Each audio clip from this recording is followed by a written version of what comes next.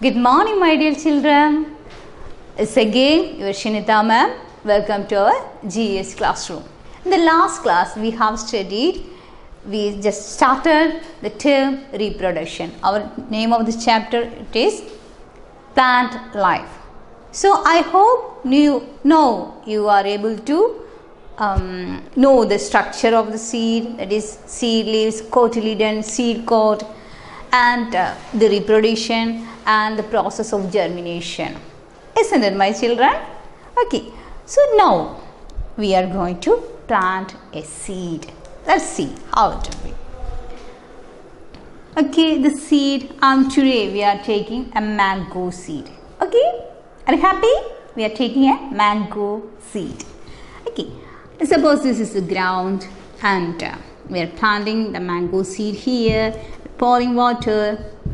Then after some time, after some days, the germination process will be there, and after that the plant will start to come out. The leaves and all will come out. Then after that you studied the seedlings with cotyledon. You studied that the cotyledon, isn't it, my children?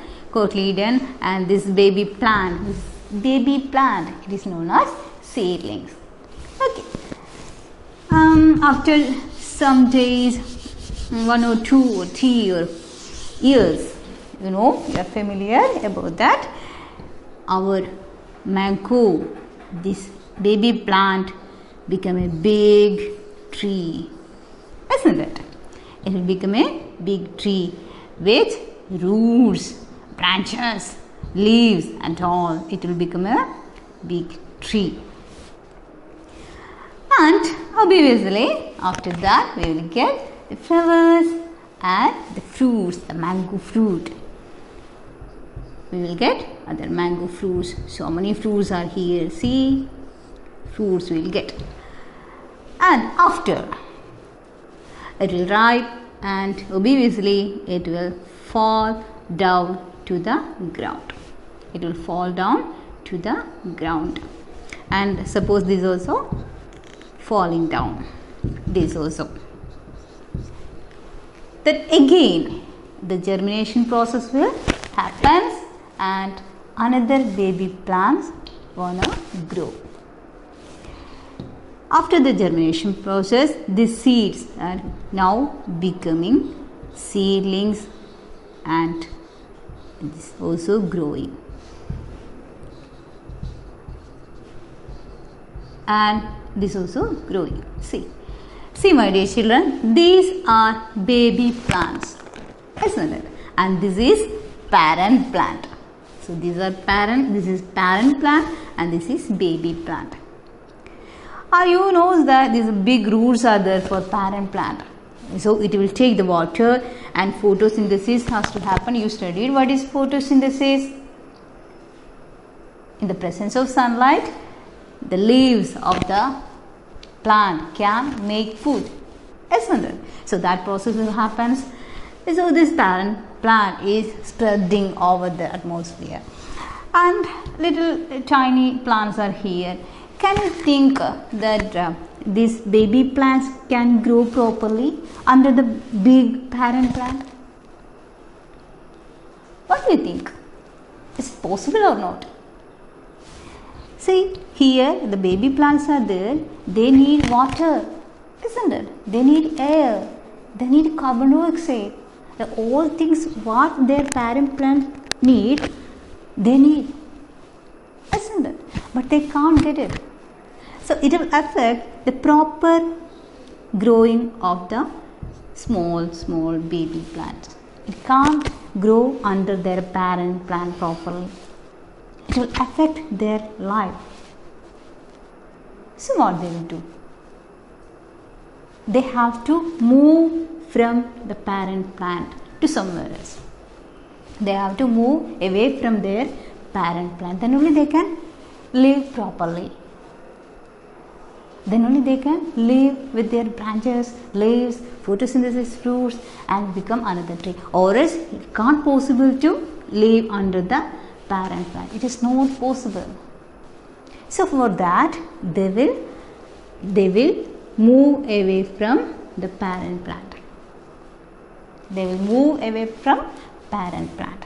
And this process of moving away from the parent plant is known as seed dispersal. Seed dispersal. I repeat, see my children, if the seed is growing under the plant, it is not able to grow well.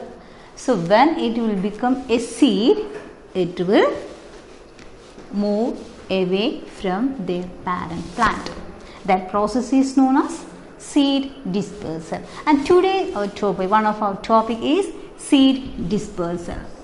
Seed dispersal. So what is meant by seed dispersal? Seed dispersal means the process of moving away from the parent plant. The seeds are moving from their parent plant is known as what? Seed dispersal. Okay, dear children, I told you that they are moving. How they can move? How they like to move? On a morning, they are starting up the seeds which is falling down under the tree. They are moving with their legs. Has it legs to move? No. Then how it possible?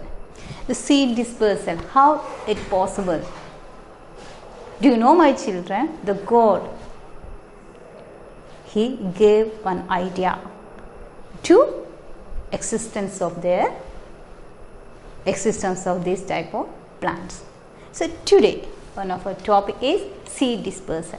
So now we are talking how they can move. How they can move. Definitely you know that they need some helps, isn't it? Alone they can't move as like us. We have leg to move from one place to another, but they don't have. So they need some help. Okay, let us see how or from where they are getting that help. So now we are talking about how or from where they are getting the help to move from their parent. See, my dear children, you might have seen that some needle type structures. Suppose I am telling one thing, you just listen. You are moving to a field. You are moving to a field or somewhere else, a ground, or you are playing in the ground. And while you are coming to home, you might have seen that something needle-like structures are there in your dresses. What it is actually? You know, my dear children, these are seeds of that plant. Okay, definitely you will throw it. Or will you go there to the same ground or same field from where you got that one? No. Wherever we are, we will throw it to that place. So definitely the seeds are moving. So who will be the helper now? You. Okay. And one of the other case, I am telling that definitely you are eating mangoes, apples and all. We are taking from the shops and all, and we are eating from our home. You are throwing out out of our house, isn't it? That time, we just think, actually were their plant or parent plant, and now were their seed in our house or nearby our area. Like that it will move. Or just think about animals like monkey. Let's take an example, monkey. Suppose he is taking from a branches mango, suppose he is taking and eating, then after that definitely he will jump to his own tree, and from there it will eat, and definitely it will grow. From there the seed can germinate. Just think about that. Now can you say why God gave the sweetness to the fruits? Definitely It is an idea for seed dispersal. So because of the sweetness, we will take it from their tree, parent tree, and we will eat it, and definitely seed they will throw. So like that, they can get some other place to grow properly. And so we can say that seed dispersal first by animals. Seed dispersal by animals. And the best example is apple, mango, whatever we are eating, the sweetness, because of the sweetness that we are eating. Then another example is xanthium. You might have snow xanthium that I told, the spines type of structures, or hook type of structure you might have seen, that hooked in your cloth while you are going in the ground. Okay, so these type of plants can move or take place the process seed dispersal by animals. Okay, dear children. Next way. So first of the way is seed dispersal from animals. Then what is second way? Second way, I'll say one thing. You might have seen that milkweed seed. Do you know what is milkweed? In Malayalam, in our colloquial language, you are familiar that word. What it is? Apoopan. You know what is Apoopan? Yeah, what it is? Definitely, yeah, that feather-like structure, and we will actually fly, isn't it? Yeah. Actually, what is happening? Actually, that type of seeds, they have light in weight. They are very light in weight. Because of that, the wind can disperse. By the movement of the wind, they can move. For that type of structures are there, some plants. For example, dandelion. You might have see that it is dandelion. And then another example is Indian elm. So these are the example for seed dispersal by wind. So next category is seed dispersal by wind.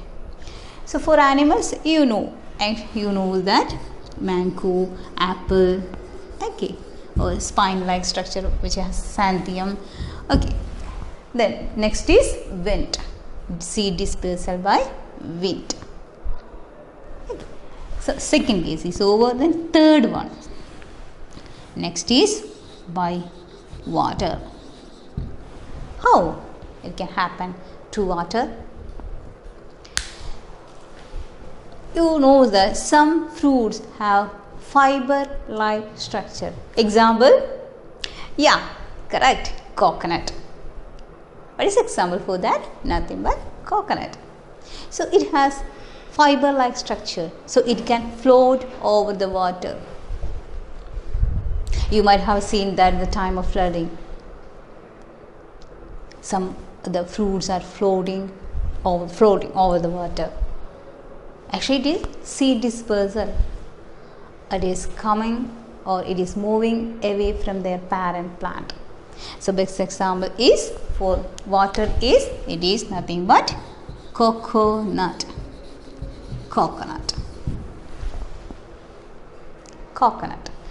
And the last one is very amazing one.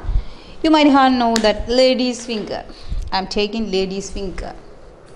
This is lady's finger. You might have seen. Okay. Have you seen the seed of lady's finger? Show you. See. Inside the lady's finger, it has seed. So how it will disperse is seed. How the seeds is dispersed. Just you might have listen or hear that explosion, the sound of bursting of this seed. it will, this fruit, it will, this vegetable, it will burst and the seeds will move away from the parent plant. And this process or this type of seed dispersal is known as seed dispersal by explosion. Explosion. Best example is lady's finger. Okay. Then the fourth way of seed dispersal is explosion. Now the seed dispersal is over. So in the last class we started from the reproduction in plants, and we discussed the reproduction through seeds. And that time we studied structure of seed, we covered that portion, germination, seedling, and now we covered seed dispersal. So the reproduction through seeds are over now. And next is reproduction through plant parts other than seed. Than seed means the plants have other parts. Stem, roots, leaf, isn't it? So let's see how the reproduction through other parts of plants than seed. At first we discussed that I have mentioned you that seed can reproduce, the plant can reproduce through seeds, and than seeds they can reproduce through stem, leaves and roots. So now we are talking about reproduction through other parts of plants than seed. First of all, seed we studied. Okay. The next is stem. You might have familiar with the smell of rose. How many of you have rose in your home? Yeah, correct. You have, isn't it? I also have. We love the smell of rose, the color of rose. How you can plant the rose? Will you take the seeds of rose and plant? No, we will use only the stem. And what about hibiscus? The case of hibiscus also we use just the stem. And you, my dear children, in our kitchen we are using ginger, turmeric. So how the ginger can? It also by stem. In the ginger it has some vegetative buds. From the vegetative buds, tiny buds are there. If you are looking to the ginger, you can see that. So from that buds, the new plant can grow. It will become a new plant. And next is reproduction through leaves. The example is bryophyllum. Bryophyllum has, the leaf of bryophyllum has leaf margin. You studied that what is meant by leaf margin in 4th standard. The parts of leaf. So in the leaf margin of bryophyllum there will be some buds. That buds will follow from the leaf and it will become the new plant. And next is roots.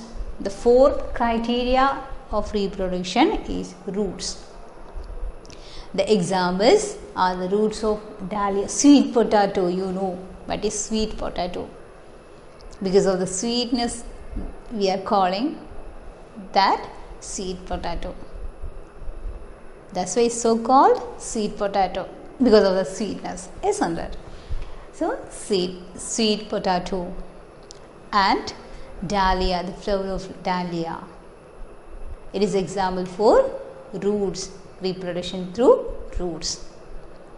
So first of all we studied reproduction through seed, and then now we studied reproduction through stem, reproduction through leaves, reproduction also possible through roots. Just think, just imagine the creativity of God. the nature. Isn't it, my children? Okay. So now we discussed the reproduction through seeds, stem, leaves and roots. These are the natural cases, normally how the plant can grow. By nature, how the plants can grow, or by nature the growing of plants. And now we are discussing artificial methods of growing of plants. Artificial methods of growing plants. And this method is called tissue culture. It is called tissue culture. What is tissue culture? It is artificial method. We will use the cell of the plant. We will use the cell of the plant. The tissue culture, for that we are using the cell of the plant. We can, or the reproduction can take place artificially by using the cell of the plant, the fundamental unit of the plant. It is cell. We can use cell. My children, a small piece of stem or root or leaf, it is kept in a container under certain conditions. We will arrange some condition to grow of the plant. We will use a container. Into that container, we will give them various nutrients what that plant need for their growing purpose. Like that, artificially the plants can reproduce, or we will get a new plant artificially, and that is known as tissue culture. That is known as tissue culture. What is the word, dear children? Tissue culture. Okay. So in this chapter, we are studying reproduction of plants. Reproduction through seeds, reproduction through stem, reproduction through leaves and reproduction through roots. And in the case of reproduction through seeds, we also covered the portion that is seed dispersal, how the small or the seed can move away from their parent plant. Okay, and at last we discussed the artificial method of reproduction, that is tissue culture. Okay, so today's class is over.